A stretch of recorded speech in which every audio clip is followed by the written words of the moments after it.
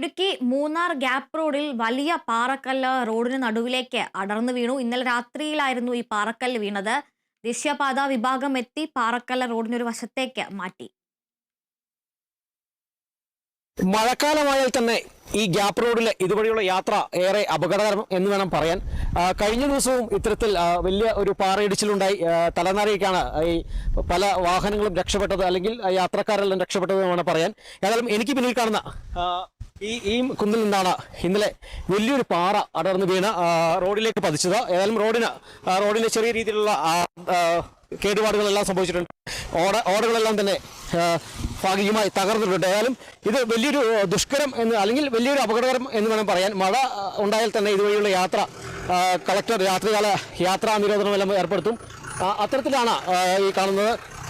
ഏതായാലും പ്രദേശവാസികളോട് ചേർന്നിട്ട് ഈ ഗ്യാപ്പ് റോഡിലെ യാത്ര എന്നുണ്ടെങ്കിൽ ഇപ്പോൾ ഇടയ്ക്കിടയ്ക്ക് കല്ല് വീഴുന്ന ഒരു അവസ്ഥയാണ് കണ്ടുകൊണ്ടിരിക്കുന്നത്. വലിയ മഴ പെയ്ത് കഴിഞ്ഞിട്ടുണ്ടെങ്കിൽ അപ്പം തന്നെ കല്ല് വീണ് ഭയങ്കര പ്രശ്നങ്ങൾ ഉണ്ടാകുന്ന റോഡാണ് ഇപ്പം. അപ്പം അങ്ങനെയാണ് കണ്ടുകൊണ്ടിരിക്കുന്നത്. യാത്രക്കാർക്കൊക്കെ ഭയങ്കര പ്രശ്നങ്ങളുള്ള രൂപത്തിലാണ് ഇപ്പോൾ കാര്യങ്ങൾ പോയിക്കൊണ്ടിരിക്കുന്നത്. ഏതായാലും മഴക്കാലമായാൽ ഈ റോഡ് ഈ അതിശക്തമായ മഴ പെയ്താൽ തന്നെ രാത്രികാല യാത്രാ നിരോധനവും അതോടൊപ്പം തന്നെ പല സഞ്ചാരികളും വാഹനങ്ങൾ ഇരുവശങ്ങളിൽ നിർത്തുന്ന ഒരു സ്ഥിതിവിശേഷമുണ്ട്. ഏതായാലും വാഹനങ്ങൾ ഇരുവശങ്ങളിൽ നിർത്താൻ പാടില്ല, ഗ്യാപ്പ് റോഡ് പരിസരത്ത് നിർത്താൻ പാടില്ല എന്നൊരു കർശന നിർദ്ദേശവും തന്നെ ജില്ലാ ഭരണകൂടം നൽകിയിട്ടുണ്ട്. ഏതായാലും ഈ പാറയാണ് ഇന്നലെ രാത്രി റോഡിലേക്ക് പതിച്ചത്.